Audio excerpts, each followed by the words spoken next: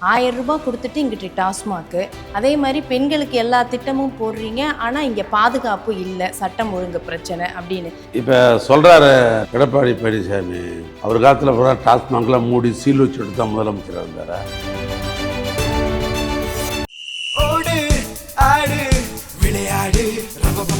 Super Saravana store சம்மா கோடையை கொண்டாடலாம். EPS அவர்களுடைய பிரச்சாரம் சமீபத்திய நாட்களில் ஒரு பேசு பொருளாக மாறி இருக்கு.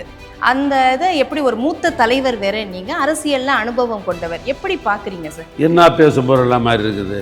அவர் நல்லா திருக்குறள் சொல்றாரு, தொல்காப்பியம் சொல்றாரு, நாலடியாரை பற்றி சொல்றாரு, அல்லது ஐந்து காப்பியங்களில் மணிமேலை பற்றி சொல்றாருன்னு பேசுறாங்க. ஒரு முதலமைச்சராக இருந்தவர் தன்னுடைய தரம் அறிந்து பேசணும். ஒரு முதலமைச்சர் தரம் இறங்கி பேசணும். அதுதான் பேசும் பொருளாக இருக்கு. அன்புமணி ராமதாஸ் அவர்கள் திமுக ரொம்ப கடுமையா விமர்சிக்கிறார். அவங்களுக்கெல்லாம் என்ன பலம் இருக்கு சார் இங்கெல்லாம்? சரி, அவருக்கு முகவரி கொடுத்தது திமுக. அவர் ராஜ்யசபா எம்பி ஆகும்போது அவருக்கு அப்போ அந்த ஸ்ட்ரென்த்தே கிடையாது. நாங்கள்லாம் ஓட்டு போட்டு தான் அவர் ராஜ்யசபா எம்பி ஆகணும். சோனியா காந்தி வீட்டுக்கு போய் சொல்லி ஹெல்த் மினிஸ்டர் வாங்கி கொடுத்தோம். அது வாங்கி கொடுத்தா இப்போ தப்பு, அதனால எங்களை விமர்சனம் பண்ணுறாரு.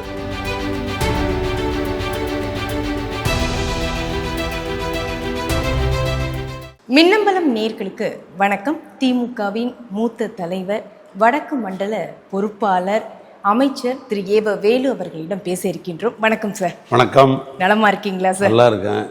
முதல்ல கடும் பிரச்சாரத்துக்கு இடையில எங்களுக்கு நேரம் ஒதுக்கி நேர்காணல் கொடுப்பதற்கு நன்றியை தெரிவித்துக் கொள்கிறோம். மகிழ்ச்சி. எப்படி இருக்கு சார் வடக்கு மண்டலம்? வடக்கு மண்டலம் ஒரு வெற்றி மண்டலமாக தான் இருக்குது. களத்தில் போய் பார்க்கும்பொழுது மக்களுடைய ஆரவாரம், முதலமைச்சருடைய சுற்றுப்பயணம், அதோடு இல்லாமல் நம்முடைய என்னால் இளம்பெரியார் என்று சொல்லப்பட்ட தமிழ்நாட்டுடைய துணை முதலமைச்சர், அவர் தான் வடக்கு மண்டலத்தை தன்னுடைய தேர்தல் பிரச்சாரத்தை துவக்கினார். ஆனால் அது பிரச்சாரம் ஒரு வெற்றி பிரச்சாரமாக அமைஞ்சிருக்குது. ஆனால் வெற்றி என்கிற இலக்கிய நோக்கி நாங்கள் போயிருந்துக்கிறோம். ஆனால் தான் சொல்கிறேன், அந்த களம் வெற்றி களமாக எங்களுக்கு அமைந்திருக்குது. என்ன சவால் இருக்குன்னு நினைக்கிறீங்க சார்? நீங்கள் பிரச்சாரத்துக்கு போகும்போதோ அல்லது இங்கே கள நிலவரத்தை பார்க்கும்போதோ என்னென்ன சவால்கள் இருக்கு? சவால்னு எதுவுமே இல்லை. பொதுவாக என்னென்னா, 5 வருஷம் ஆளுங்கட்சியாக இருந்தாக்கா ஏதாவது 4 பேர் கேள்வி கேட்பாங்க. எப்பயுமே அதை செய்யலை, இதை செய்யலை, அவங்களுடைய எதிர்பார்ப்பு. அது மாதிரி எந்த இடத்துலையும் அந்த மாதிரி கேள்வி கேட்குற மாதிரி எதுவுமே இல்லை. அந்தந்த லெவலில் இருக்கிற லீடருக்கு யார் போனாலும் சரி, இன்முகத்தோடு தான் மகிழ்ச்சியாக அன்பு சகோதரிகள், மகளிர் வரவேற்கிறாங்க.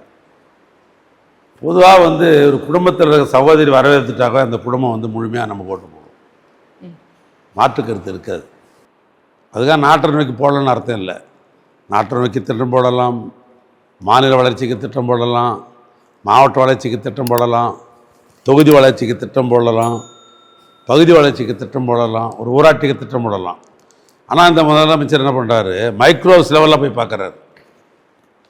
குடும்பத்து வரைக்கும் கொண்டு போயிட்டோம்னாக்கா குடும்ப பொருளாதாரம் வளர்ந்தால் ஆட்டோமேட்டிக்காக நாட்டு பொருளாதாரம் வளர்ந்துடும். தான் குடும்பங்கள் சேர்ந்து தான் ஒரு நாடு. அதனால் அவருடைய ஸ்கீம்லாம் பார்த்தீங்கன்னாக்கா குடும்பத்தை நோக்கியே போகுது. நான் சட்டமன்றத்திலே சொன்னேன், தமிழ்நாட்டு முதலமைச்சர் குடும்ப பொருளாதாரத்தை வலுப்படுத்துவதற்கு திட்டம் போடுகிறார். மகளிர் சுய குழு ரத்துனார் வந்த உடனே. அப்போ கடன்லேருந்து தப்பிக்கிறோம். அதுக்கடுத்தது என்ன, உங்களுக்கு படிக்கிற பெண்களுக்கு புதுமை பெண் திட்டம், கல்லூரி கட்டணம் அரசு சார்பாக முதலமைச்சர் செலுத்துகிறார். தமிழ் புதல்வன் திட்டம், குடும்பத்து திட்டம் தான் அது. அவன் கல்லூரியில் படித்தா அவனுக்கு பணம் கொடுக்குறோம். மருத்துவ வசதிக்கு நம்ம வெளியில் போகிறோம். நாம் அதை மருத்துவரே வீட்டுக்கு உங்களுக்கு சுகர் இருக்குதா, உங்களுக்கு பிளட் சுகர் இருக்குதா எல்லாம் பார்த்து மாத்திரை கொடுக்குறாங்க. அப்படின்னா ஒன்று டாக்டருடைய கன்சல்டிங் ஃபீஸு, இன்னொன்று மருந்து செலவு. இப்போ ரெண்டுமே குடும்பத்தில் செலவில்லாமல் ஒன்றாந்து மக்களை தேடி மருத்துவம் அந்த திட்டத்துக்கு பேர் செய்கிறாங்க. இது அன்னில் உங்களுக்கு பார்த்தீங்கன்னாக்கா மகளிருக்குடைய உரிமை தொகை ரொம்ப எளிமையாக சொல்லணும்னா, ஒரு பெண் சகோதரி காலையில் 5:30 மணிக்கு எழுந்து தன்னுடைய வேலையை தொடக்கி முழுசும் வேலையை செஞ்சுட்டு இரவுக்கு கடைசியாக படுக்க போகிறது பெண் தான். வீட்டில் ஆணாக இருக்கலாம், கணவனாக இருக்கலாம், குழந்தையாக இருக்கலாம், எல்லாருக்கும் செய்ய வேண்டிய அத்தனை பணிகளையும் செஞ்சுட்டு நிறைவாக வந்து போய் படுக்க போகிறது பெண்கள் தான். இப்போ சாதாரண ஒரு ஏழை பெண்ணு எங்கேயோ ஒரு இன்னொரு குடும்பத்துக்கு போய் 10 பாத்திரம் தேய்க்க போனால் கூட ஒரு 300 ரூபா மாதம் சம்பளம் தருவாங்க இல்லையா? ஆனால் இந்த குடும்பத்தில் வந்து காலையிலேருந்து மாலை வரைக்கும் மாங்கன்னு வேலை செய்கிறாங்களே, அவங்களுக்கு யார் என்ன தராங்க? சரி, அந்தளவு தான் சொன்னேன். மைக்ரோஸ் லெவலில் முதலமைச்சர் யோசிக்கிறான்றது ஒரு எக்ஸாம்பிள் தான் சொல்கிறேன். அப்போ என்ன பண்ணார்? மகளிருக்கு உரிமை தொகை, அது 100ஆண்டு விழா கலைஞர் நடந்ததால் இந்த 100ஆண்டு விழாவை முன்னிட்டு ஒரு அடையாளப்படுத்துவதற்காக கலைஞர் பேரில் வந்து கலைஞர் மகளிர் உரிமை தொகை இட்ஸ் அ ரைட் அப்படின்னாரு. அது வந்து இலவசம்னு சொல்லலை, ரைட். உங்களுக்கு ரைட்டை கொடுக்குறோம், அவரோட உழைப்புக்கு தகுந்த நம்ம கொடுக்குறோம் அரசாங்கம், இட்ஸ் எ ரைட். அதுதான். ஆனால் நீங்கள் இந்த பக்கம் மகளிர் உரிமை தொகை கொடுக்கறதா இருக்கட்டும், புதுமை பெண் திட்டமாக இருக்கட்டும், பெண்களுக்கான ஒரு நலத்திட்டங்கள் அப்படிங்கிறத தொடர்ந்து வகுத்துட்டு வர்றத உங்களுடைய ஒரு பலமாகவே சொல்கிறீங்க, திமுகவுடைய பலமாக. ஆனால் எதிர்க்கட்சிகள் வைக்கக்கூடிய அந்த குற்றச்சாட்டுன்னு இருக்குல்ல சார், 1000 ரூபாய் கொடுத்துட்டு இங்கிட்டு டாஸ்மாக்கு, அதே மாதிரி பெண்களுக்கு எல்லா திட்டமும் போடுறீங்க, ஆனால் இங்கே பாதுகாப்பு இல்லை, சட்டம் ஒழுங்கு பிரச்சனை அப்படின்னு, இதெல்லாம் மக்கள் மத்தியில் எப்படி இருக்குன்னு நீங்கள் நினைக்கிறீங்க? எடுபடுதா? இப்போ சொல்கிறாரு இப்போ எடப்பாடி பழனிசாமி, அவர் காலத்தில் பூரா டாஸ்மாக்லாம் மூடி சீல் வச்சுட்டு தான் முதலமைச்சராக இருந்தார். அதுக்கு முன்னால் அம்மையார் முதலமைச்சராக இருந்தாங்களே, அப்போ வந்து சீல்லாம் போட்டு மூடி வச்சுட்டு தான் ஆட்சி நடத்தினாங்க. இலக்கு நிர்ணயிச்சாங்க. டாஸ்மாக் என்பதை உருவாக்கியதே அதிமுக அரசாங்கம். டாஸ்மாக்ன்ற ஒரு நிறுவனங்கிற அந்த கார்பரேஷனை உருவாக்குறது அவங்க தான் முத அப்புறம் தான் அது இருக்குது, தொடர்ந்து இருக்குது. அதில் பாதி பேர் என்ன சொல்கிறாங்க, அது இல்லைன்னு சொன்னால் நெருவு வந்துடுது, அது வந்துடுது, அது ஒரு பக்கம். நான் அவளை சப்போர்ட் பண்ணல. நான் இப்படி ஒரு குரல் இருந்துன்னு தான் இருக்குது. அதனால தான் முதலமைச்சர் சொன்னார், படிப்படியாக அதை நிறுத்துவோம், விழிப்புணர்வை நம்ம உருவாக்கி தான் நிறுத்த முடியும். ஒரு பழமொழியாக உண்டு அந்த காலத்தில், திருடனாய் பார்த்து திருந்தா விட்டால் திருட்டை ஒழிக்க முடியாது, அவர்களாக பார்த்து வந்தால் தான் ஒழிக்க முடியும், இல்லைன்னா கஷ்டம். அதனால் இந்த குற்றச்சாட்டுகள் சொல்லுபவர்கள் அவர்களை முதுவை திரும்பி பார்க்கணும். முதல்ல ஃபர்ஸ்ட் பாயிண்ட். இப்போ வந்து இந்த லாண்ட் ஆர்டரை பற்றி சொன்னீங்க. எப்போ லாண்ட் ஆர்டர், இந்த லாண்ட் ஆர்டருக்கு முன்னாடி இதை கேட்டுறேன். நீங்கள் சொன்னீங்க, அந்த வார்த்தையை சொன்னீங்க இல்லையா, அவங்க முதுகை திரும்பி பார்க்கணுன்னு. இப்போ இலக்கு நிர்ணயிக்கிற அளவுக்கு டாஸ்மாகில் இவ்வளோ இலக்கு நம்ம வந்து விற்பனை செய்யணும்னு நிர்ணயிக்கிற அளவுக்கு விழிப்புணர்வையும் அதே அளவுக்கு நம்ம கொடுத்துருக்கோமா சார் கடந்த 5 ஆண்டுகளில்? இல்லையே. நீங்கள் திரைப்பட வந்து போடுற தியேட்டரில் பாருங்கள், குடி உடலை கெடுக்கும், குடியை கெடுக்கும், விளம்பரம் பண்ணணும். ஏன்னா உனக்கு மீடியா தான் உனக்கு முக்கியமாக இருக்குது. எல்லா மீடியாவும் நம்ம பகிர்ந்துன்னு தான் இருக்கிறோம்.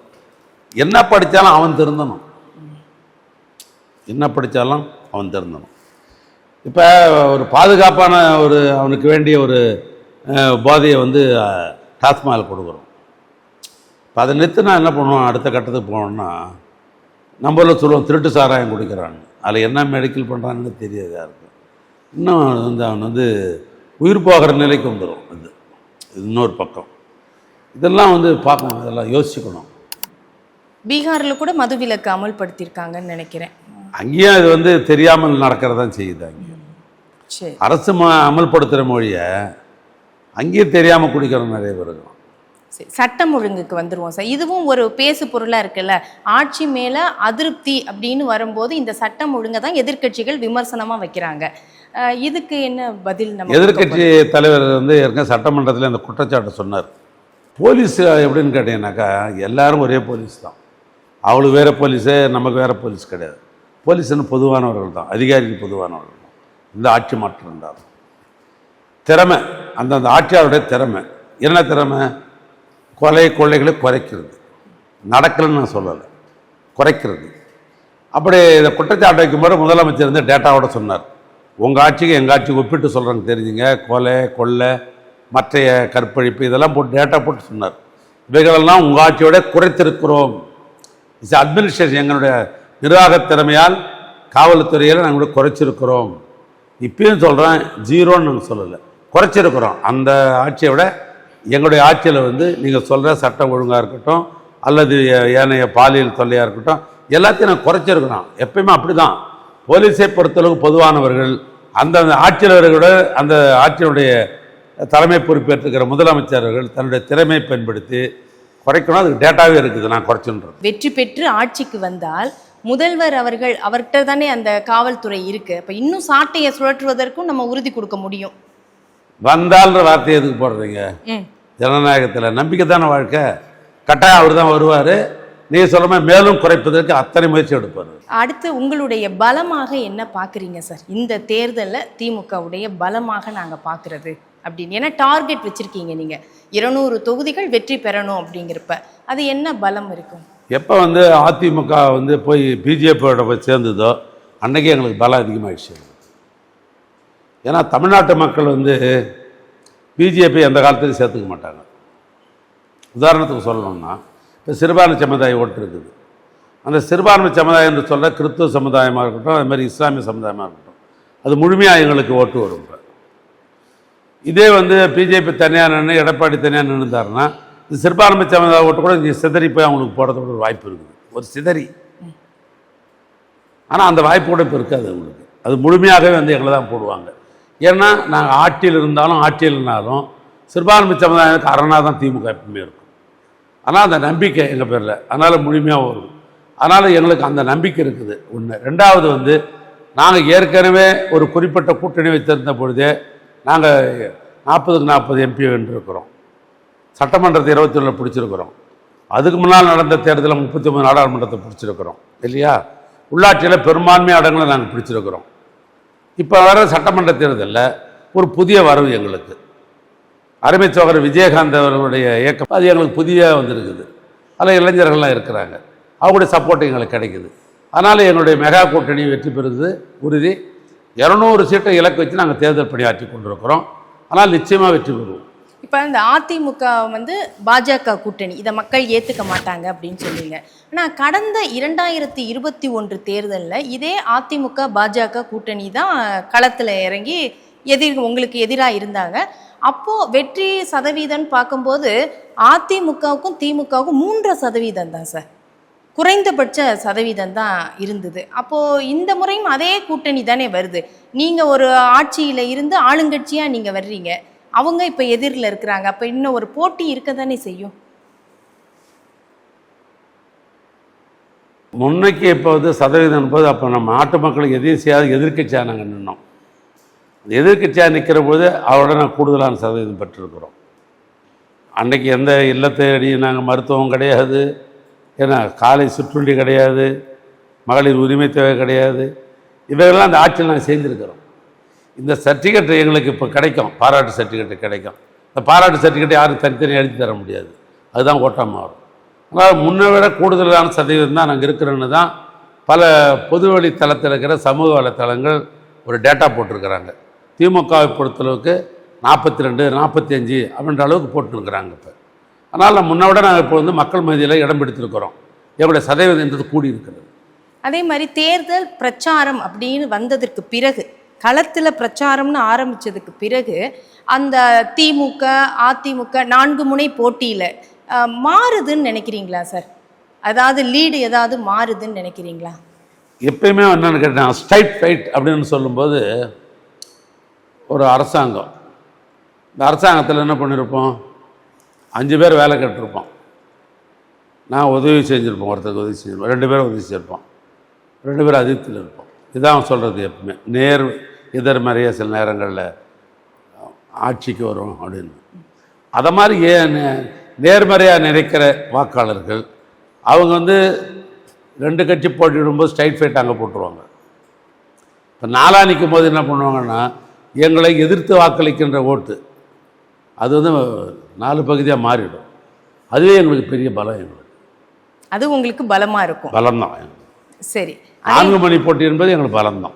இபிஎஸ் அவர்களுடைய பிரச்சாரம் சமீபத்திய நாட்களில் ஒரு பேசு பொருளாக மாறி இருக்கு. அந்த இதை எப்படி ஒரு மூத்த தலைவர் வேற, நீங்கள் அரசியலில் அனுபவம் கொண்டவர், எப்படி பார்க்குறீங்க சார்? என்ன பேசும் பொருளாக மாதிரி இருக்குது. அவர் நல்லா திருக்குறள் சொல்கிறாரு, தொல்காப்பியம் சொல்கிறாரு, நாலடியாரை பற்றி சொல்கிறாரு, அல்லது 5 சிறும் காப்பியங்களில் மணிமேலை பற்றி சொல்கிறாருன்னு பேசுகிறாங்க. ஒரு முதலமைச்சராக இருந்தவர் தன்னுடைய தரம் அறிந்து பேசணும். ஒரு முதலமைச்சர் தரம் இறங்கி பேசுகிறார், அதுதான் பேசும் பொருளாக இருக்குது. வேற ஒன்றும் இல்லை, பேசும் பொருள் வேற ஒன்றும் கிடையாது. ஒரு முதலமைச்சராக இருந்தவர் இப்படி தரந்தாழ்ந்து பேசுகிறாரு, இது நியாயம்தானா என்ற பொருள் குறித்து தான் விமர்சனம் இருக்குது ஒழிய அவர் இல்லை ஒரு அறிவிஜீவி அப்படின்னு யாரும் பேசலை. அதே சமயம் திமுக தரப்பில் விமர்சனங்கள் வைக்கும்போது அதிமுகவை பற்றி முதல் இதுவே அவர் அடிமை, இங்க வந்து ஆட்சியில் வந்து வெற்றி பெற்றாலும், அவர் தேர்தலில் வெற்றி பெற்றாலும் டெல்லி தான் ஆளும் அப்படிங்கிறத திரும்ப திரும்ப வைக்கிறீங்க. இந்த விமர்சனம் எப்படி இருக்கும் சார்? அவருடைய ஆட்சியில என்ன செஞ்சாரு, என்ன செய்யல, குறைகள் சொல்லலாம். ஆனா இது திரும்ப ஒரு நேரட்டிவா போகுதா? இல்லை, நான் 2 கருத்து சொல்கிறேன். எனக்கு ரொம்ப ஒரு நண்பர் எனக்கு அவர். நான் மீது பேர்ல மாதிரி என் தரம் குறைந்து நான் பேச தயாராக இல்லை. அவர் எனக்கு நண்பர். அவர் நல்லா இருக்குன்னு நான் நினைப்பேன். இன்னும் சொல்ல போனால் எங்களுக்கு அவர் தான் எதிர்க்கட்சியாக இருக்கணும்னு நினைக்கிறவன் நான். ஓ, ஆமாம், எங்களுக்கு எதிர்க்கட்சி அவர் தான் இருக்கணும். எதனால சார் அது? அது இந்த தமிழ்நாட்டை பொறுத்தளவுக்கு ஒரு எதிர்க்கட்சி தேவைப்படுது. அண்ணா காலத்திலேருந்து அவர் தான் சொல்லுவார், நல்ல காளை மாடாக இருந்தாலும் அதுக்கு ஒரு மூக்கணாங்க வேணும். சட்டமன்றத்தில் எவ்வளோ தான் நம்ம மெஜாரிட்டி ஆட்சி நடத்தினாலும் நம்மளை கேள்வி கேட்குறது ஒரு எதிர்க்கட்சி வேணும்னு கேட்பார் எப்பயுமே. அது இல்ல, அந்த மூக்கணா கயிறு திராவிட கட்சி அதிமுக தான் இருக்கணுமா, இல்ல வேற ஏதாவது அதுதான் கட்சி சொல்ல வரணும் அதுதான் வாய்ப்பு சொல்ல இருக்கா? வந்தேன். அது அதான் இருக்கணுன்றது தான் எங்களோட நோக்கம். சரி. ஏன்னா தமிழ்நாட்டில் பிற கட்சிகள் வந்து வர்றது வந்து தமிழ்நாட்டுக்கு நல்லதில்லை, திமுகவுக்கு சொல்லலை, தமிழ்நாட்டுக்கே நல்லதில்லை. இப்போ வந்து பாஜக வர்றது தமிழ்நாட்டுக்கு எப்படி நல்லதாக இருக்க முடியும்? ஏற்கனவே ஆண்டு கொண்டு இருக்கிற மாநிலம் எவ்வளோ பெரிய சட்ட ஒழுங்கு கெட்டு போயிருக்குது. பெண்கள் நடமாட முடியுதா? சாப்பிட்றது நாம் யாருன்னா அவன் முடிவு பண்ணுறான்றான். அதுக்கு என்ன பதில் சொல்கிறீங்க? நீ என்ன சாப்பிடணும் அவன் தான் முடிவு பண்ணுன்றான். நான் சொல்கிறத மீறி சாப்பிட்னா நான் ஒன்று அடிப்பேன், உதைப்பேன், சட்டம் ஒழுங்கை கெடுக்கிறான். அது இந்த தமிழ்நாட்டுக்கு வந்து பரவிடக்கூடாது. இந்த சிறுபான்மை சமுதாயம் பிரிட்டிஷ்காரன் காலத்திலேருந்து சிறுபான்மை சமுதாயம் இங்கே கல்வியை அவங்க கொடுத்துருக்குறாங்க. கிறிஸ்தவம் என்ற பேரில் கல்வி கொடுத்தவங்க மருத்துவம் செஞ்சுருக்கிறாங்க. பல ஊரில் உங்கள் வயசுலாம் தெரியறது வாய்ப்பில்லை, என் வயசுக்கு தெரிய வாய்ப்பு உண்டு. பல கிராமங்களில் பசங்களை படிக்க வைக்கின்றதுக்காக ஃபாரின்லேருந்து பால் பவுடர் வாங்கினு சொல்லி கரைச்சி பசங்களுக்கு கொடுத்து படிங்கன்னு சொல்லுவாங்க. அது கிறிஸ்டானிட்டிக்கு தான் செஞ்சாங்க. அது ஆக இங்கே இருந்த தமிழ்நாட்டை பொறுத்தளவுக்கு கிறிஸ்டானிட்டிக்கும் இஸ்லாமியர்களும் அண்ணன் தம்பி உறவோடு நாங்கள் வாழ்ந்து கொண்டிருக்கிறோம். நாங்கள் அவர்கள் வந்தால் அதுக்கு ஊர் விளைவித்துடுவார்கள், சட்டம் ஒழுங்கு கெட்டுப்போம், கட்டாயம் பண்ணிடுவாங்க. தெரியுது அவங்க ஆள்ற மாநிலத்தில் என்னென்ன பண்ணுகிறாங்கன்னு. சர்ச்சை போய் இடிக்கிறன்றான், ஓரியை போய் அடிக்கிறன்றான், மசூதி இடிக்கிறன்றான். அப்போ என்ன பொருள் அதுக்கு? இல்ல, அப்ப நீங்க அதனால் அவங்க வரக்கூடாது. அதனால இவர் வரணும் ஃபஸ்ட்டு. இன்னொன்று கேட்டீங்க நீங்கள், அது என்ன வந்து அவர் வந்து அடிமைன்னு சொல்கிறீங்களே அப்படின்னு சொல்கிறீங்களே பாருங்க, அது 2 விஷயம்தான். அண்ணன் கலைஞர் முதலமைச்சராக இருக்கும்போது ஜிஎஸ்டி போடுறேன்னு சொல்லி கேட்டாங்க. அப்போ ஒன்றிய அரசாங்கம், அப்போ திமுக அதில் பங்கு பெற்றது. ஒன்றிய அரசாங்கத்தில் காங்கிரஸும் திமுக பங்கு பெற்ற காலம். அப்பொழுது அண்ணன் கலைஞர் சொன்னார், வரி போடுற அதிகாரம் எங்களுக்கு தான் தேவை, இதை ஒன்றிய அரசாங்கம் தான் கொடுக்க மாட்டோம். ஏன்னா எதுக்கு என்ன வரி போடணும் இந்த மாநிலத்தின்றது எங்களுக்கு தான் தெரியும். இப்போ நீ சகோதரியாக இருக்கிறதால நான் சொல்கிறேன். நான் இப்போ சாதாரண பருப்பு இருக்குது, பருப்புக்கு ஒரே மாதிரியாக நம்ம தீ போட முடியுமா? பருப்புக்கு வேறு இருந்தாலும் போடணும், பாலுக்கு வேறு இருந்தாலும் போடணும். பாலுக்கு கொஞ்சமாக தீ போட்டாக்கா பால் வந்து பொங்காமல் நம்ம பால் எடுக்கலாம். அதே தீ பருப்புக்கு போட முடியுமா? பருப்பு கூடுதலாக போட்டால் தானே பருப்பு வேகும் இல்லையா? இதை வந்து முதலமைச்சராக இருந்தால் அண்ணன் கலைஞர் சொன்னார், இது வேறு அது வேறு. மாநில அரசாங்கத்துக்கு அந்த அதிகாரம் இருந்தால் தான் யாராருக்கு என்னென்ன பண்ண முடியும், எந்த பொருளுக்கு உற்பத்தி பொருளுக்கு போட முடியும் அப்படின்னு. இப்போ நான் உணவுத்துறை மந்திரியாக இருக்கும்போது இப்போ கமர்ஷியல் டேக்ஸ் மினிஸ்டர் உபயதுல்லான்னு தஞ்சாவூருக்கார் இருந்தார். அப்போ திடீர்னு என்ன பண்ணாங்க, ஹோட்டல் பொருளுக்கு 12% வரி போட்டாங்க. ஹோட்டல் முதலாளி வந்து அப்போ வந்து அந்த அசோசியேஷனுடைய தலைவர் வந்து என்னை வந்து வசந்த பவன் ரவி என்னை வந்து பார்த்தார். அப்போ அவர் தான் அசோசியேஷன் தலைவர். என்ன பார்த்தார், சார் எங்களுக்கு என்ன சார் ஹோட்டலில் வரி போட்டுட்டீங்க சார், நாங்கள் என்ன சார் கட்ட போகிறோம், இட்லி வேலையை ஏற்றிடுவோம், தோசை வேலையை ஏற்றிடுவோம்னாரு. இவர் நான் கமர்ஷியல் மினிஸ்டர், ஆனால் உணவுத்துறை மந்திரி, எனக்கு தொடர்பு இருக்குது, நான் பேசுகிறேன். நான் மறுநாள் அண்ணன் கலைஞர்கிட்ட போய் சொன்னேன், இப்படி சொல்கிறாங்கண்ணே நாளைக்கு பப்ளிக் கட்ட பேர் வந்துடும்ண்ணே. அன்றைக்கே கூப்பிட்டு கேரளாவில் என்னையா போடுறாங்கன்னு கேட்டார். என்ன போடுறாங்கன்னாரு, 4% என்னமோ போடுறான்றேன். நினைவில் வச்சு சொல்கிறேன், இந்த கரெக்டான டேட்டா எனக்கு தெரியல, ஆனால் சொன்னேன் அங்கே விட அதை விட குறைச்சி போடியா வரின்னார். உடனே தன்னுடைய உதவியாளரை கூப்பிட்டு கமர்ஷியல் டேக்ஸ் மினிஸ்டர் கமிஷனரை கூப்பிட்டு செக்ரட்டரி கூப்பிட்டு, ஐயோ அந்த ஹோட்டலுக்கு போட்ட வரியை குறைங்க அப்படின்ட்டார். புரியுதா உங்களுக்கு? நடைமுறையில் நடந்தது. அப்போ அவர் அனுமதிக்கலை. அதுக்கு பிறகு ஜெயலலிதா அம்மையார் வந்தாங்க. அவங்க கூட நான் சொன்னாங்க, என்ன எதை ஏற்றுக்கிறேன், இந்த கலைஞர் இந்த விஷயத்தில் நான் ஏற்றுக்கிறேன், நான் போட முடியாதுன்னாங்க. வடக்கு மண்டலத்தில் இருக்கக்கூடிய தொகுதிகள்னு பார்க்கும்போது வன்னியர் பெல்ட், இந்த மாதிரி சாதிய தாக்கம் இருக்கக்கூடிய தொகுதிகளும் இருக்கு. இந்த இடங்கள்ல எப்படி இருக்கு சார்? பொதுவாக ஒரு கற்பனை கதை அது. வன்னியர்கள் இனிமேல் திமுகவில் இல்லை, அது தனி, அதெல்லாம் கிடையாது. எனக்கு தெரிஞ்சு சொல்கிறேன். 52 என்ன ரொம்ப சின்ன வயசு, எனக்கு தெரியாது. இப்போ நான் இப்போல்லாம் ஸ்கூலில் படிச்சிருந்த காலங்கள், நான் ஆரம்ப பள்ளிக்கூடத்தில் படிச்சிருப்பேன். அப்போ கூட என்னை ஸ்கூலில் கூட சேர்த்துருக்க மாட்டாங்க 52லாம். சரி. கரெக்டாக, ஏன்னா நான் 50 பிறந்தனால 52 ஸ்கூலில் சேர்த்து இருக்க மாட்டாங்க. 2வது தேர்தல் 57 தேர்தல் நான் ஸ்கூலில் சேர்ந்துட்டுருப்பேன். நான் படித்த வரலாறை பார்க்குறேன். 52 முதல் பொது தேர்தல் நிற்கிற பொழுது நான் சொல்ல போதா வன்னியர் ஓட்டுக்கு அந்நியருக்கு இல்லை அப்படின்ற கோஷம் 52லே வந்தது. அப்போ வந்து கடலூர் எஸ்எஸ் ராமசாமி படையாச்சு பெரியவர், இந்த பக்கத்தில் மாணிக்கவேல் நாயக்கர் துரிஞ்சாவரம், அப்போ தொகுதி, அவங்க 2 பேரும் அப்படி போட்டாங்க. போட்டு 15 சட்டமன்ற உறுப்பு அப்பயே வந்தாங்க அவங்க. நான் சொல்கிறது திமுக அப்போலாம் எலெக்ஷன் நிற்கலை, 57 தான் திமுக நிற்குது கட்டமைப்போடு. 49 திமுக உருவாக்கப்பட்டாலும் கூட அதுக்கு பின்னால் வந்து 57 தான் முதல் தேர்தல் நின்று 5 எம்எல்ஏ வரோம் நாங்கள் ஃபஸ்ட்டு. அண்டையிலிருந்து நான் சொல்கிறேன், நான் பாட்டாளி மக்கள் வர்க்கம் என்று சொல்லப்படுகிற வன்னியன மக்கள்ன்றவங்க அந்த காலத்திலும் திமுக இருந்தாங்க. ஏஜின்னு ஒருத்தர் இருக்கிறார், கோவிந்தசாமின்னு. ஒரு பக்கம் பாட்டாளி அந்நியர் ஓட்டு இல்லைன்னு சொல்லி அந்த காலகட்டங்களிலேயே திமுகவில் ஏஜி என்று சொல்லப்பட்ட அண்ணன் கோவிந்தசாமி திமுகவில் தானே அவர் வந்து அமைச்சர் இருந்தார். மணிமண்டபம் கூட கட்டியிருக்கீங்கல்ல. இப்போ வந்து அவருக்கு மணிமண்டபம் கட்டி சிலை திறந்தமே. 21 பேரை வந்து தன்னுடைய சமூக நீதி போராட்டத்துக்காக ஏடிஎம்கே ஆட்சியில் அப்போ வந்து போராட்டம் பண்ணும்போது 20 பேர் சுட்டு போட்டாங்க அந்த ஆட்சியில். அந்த 21 குடும்பத்துக்கு ஒரு குடும்பத்துக்கு 3 லட்ச ரூபா டெபாசிட் போட்டுட்டு 1500 ரூபா வந்து உதவித்தொகை கொடுத்து யார் கலைஞர் தானே. அதுக்கு பின்னால் அது 3000 மாறிச்சு. அதுக்கு பின்னால் இன்றைக்கு இருக்கிற முதலமைச்சர் அந்த 21 பேருக்கு சிலை அமைச்சு அதுக்கு மணிமண்டபம் கட்டி சிறப்பு சேர்த்துருக்கிறாரா இல்லையா? அந்த குடும்பத்துக்காரெலாம் வர சொல்லி பொன்னாடை போற்றி அவங்களாம் கௌரவிச்சு படம் எடுத்துக்கினாரா இல்லையா? அதை விட நான் இன்னும் முக்கியமான டேட்டா உங்களுக்கு தரேன். இது ஏதோ வன்னியர் வந்து என்னமோ வன்னியர் அதிகமாக இருக்கிற இயக்கம் வந்து திமுக. அமைச்சர்களே அதிகமாக இருக்கு. இல்லை அதிகம் தான் சொல்கிறேன், அதுதான் திமுக. அமைச்சர்கள்னு எடுத்தால் நீங்களே பாருங்கள், அண்ணன் துரைமுருகன், எம்ஆர்கே பன்னீர்செல்வம், சிவசங்கர், ராஜேந்திரன், எத்தனை அமைச்சர் இருக்கிறாங்க. நாடாளுமன்றம் எடுத்துங்க, அரக்கோணம் நாடாளுமன்றம் ஜெகத் ரட்சகன், வேலூர் நாடாளுமன்றம் கதிர் ஆனந்த். அதுக்கு அடுத்தது வந்து உங்களுக்கு வந்து தருமபுரியில் பார்த்தீங்கன்னா மணி எம்பி. அப்புறம் சேலத்துக்கு போனீங்கன்னு சொன்னீங்கன்னா வந்து உங்களுக்கு செல்வ கணபதி. அப்படியே எங்கள் மாவட்டத்துக்கு வந்தீங்கன்னா ஆரணி வந்தால் தரணி வேந்தேன். இந்த பக்கம் கடலூருக்கு போனீங்கன்னா விஷ்ணு பிரசாத். இன்னும் பட்டியல் போடணுமா? இல்லை, இதுக்கெல்லாம் ஏதாவது காரணம் இருக்கா சார்? காரணம் கிடையாது, திமுகவில் இருப்பாங்க, எல்லாருமே இருப்பாங்க. சில நேரங்களில் அவங்களோட சுயநலத்துக்காக போய் இனத்தின் பேரால் சொல்லி ஒரு கட்சி ஆரம்பித்து ஏதாவது அவங்க சுயநலத்துக்காக பண்ணுறதானே ஒழிய பொதுநலம் என்று பார்த்தால் அதிகமாக இயக்கத்தோழர்கள் இருப்பது, வன்னிய பெருமக்கள் இருப்பது, அவர்கள் இருப்பது திராவிட இயக்கம் திமுக தான் அதிகமாக இருக்கிறாங்க. சரி, இப்போ வந்து அதிமுக கூட்டணியில் இருக்கக்கூடிய பாட்டாளி மக்கள் கட்சி அன்புமணி ராமதாஸ் அவர்கள் திமுக ரொம்ப கடுமையாக விமர்சிக்கிறார். அவங்களுக்கெல்லாம் என்ன பலம் இருக்கு சார் இங்கெல்லாம்? சரி, அவருக்கு முகவரி கொடுத்தது திமுக. அவர் ராஜ்யசபை எம்பி ஆகும்போது அவருக்கு அப்போ அந்த ஸ்ட்ரென்த்தே கிடையாது. நாங்கள்லாம் ஓட்டு போட்டு தான் அவர் ராஜ்யசபை எம்பி ஆகணும்.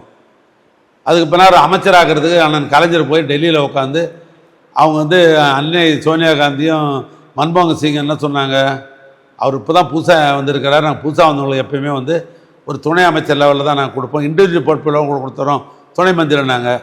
ஐயா வந்து கோச்சிக்கினார். இதே ஜிகே மணி தான் தமிழ்நாடு இல்லத்துக்கு நான் ஏன்னா அங்கே இருந்தேன் கூட, இப்போ தமிழ்நாடு இல்லத்துக்கு வந்து அண்ணன் கலைஞர்கிட்ட சொன்னாங்க, இல்லையா நான் இருந்து வாங்கி தரேன் போ அப்படின்னு கார் எடுத்துகிட்டு இங்கேருந்து சோனியா காந்தி வீட்டுக்கு போனாங்க. அன்னை சோனியா காந்தி வீட்டுக்கு போய் சொல்லி ஹெல்த் மினிஸ்டர் வாங்கி கொடுத்தோம். அது வாங்கி கொடுத்தா இப்போ தப்பு, அதனால எங்களை விமர்சனம் பண்ணுறாரு. நீங்கள் இவ்வளோ செஞ்சுருக்கீங்க, ஆனால் அவங்க தரப்பில் கடந்த 2006 கலைஞர் அவர்கள் ஆட்சி அமைக்கிறதுக்கு நான் நிபந்தனையற்ற ஆதரவு தெரிவித்தோம் அப்படிங்கிறத அவங்க கிரெடிட்டா சொல்கிறாங்களோ?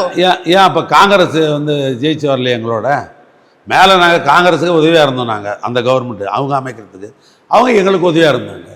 அதே இவர் பண்ணலை நான் சொல்லலை, அவங்களும் பண்ணாங்க, இவங்களும் போட்டி போட்டு நாங்களும் பண்ணுறோம். நாங்கள் முதல்ல நாங்க தான் பண்ணோம்னு கிரெடிட் எடுத்துக்கிறாங்க, எங்களுக்கு அப்புறம் தாங்க காங்கிரஸே சரி இல்லை. அவங்க வாய்மொழியே எங்ககிட்ட சொன்னாங்க, இவங்க லெட்டர் கொடுத்தாங்க.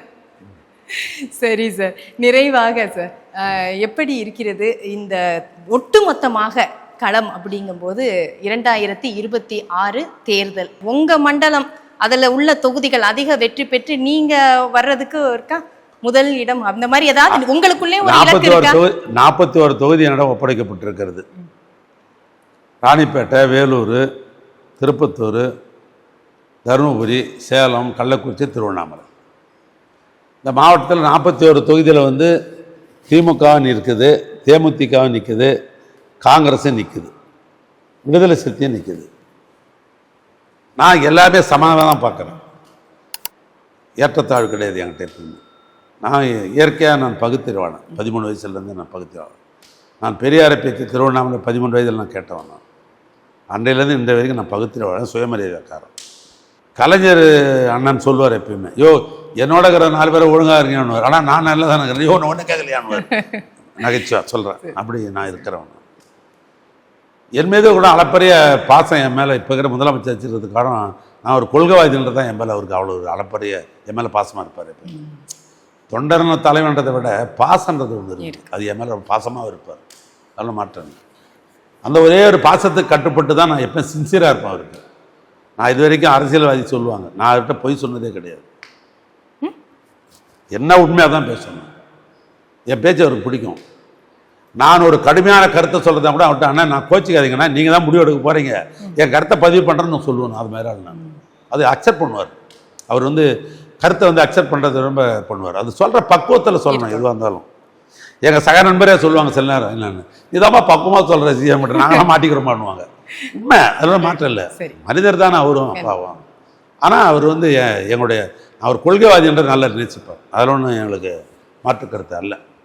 இந்த அடிப்படையில் நான் என்னுடைய அரசியல் அனுபவங்கள், நான் யாரைத்தான் நான் 1971 நான் தேர்தலில் பார்க்குறேன். நான் 71 எங்கூரில் MS ராதாகிருஷ்ணன் தண்டராம்பட்டு எம்எல்ஏ. அப்போ அவருக்கு நான் போய் செவத்தில் போய் நான் கோடு போட்டு உதவி செய்கிற சின்னம் போட்டவன் நான்.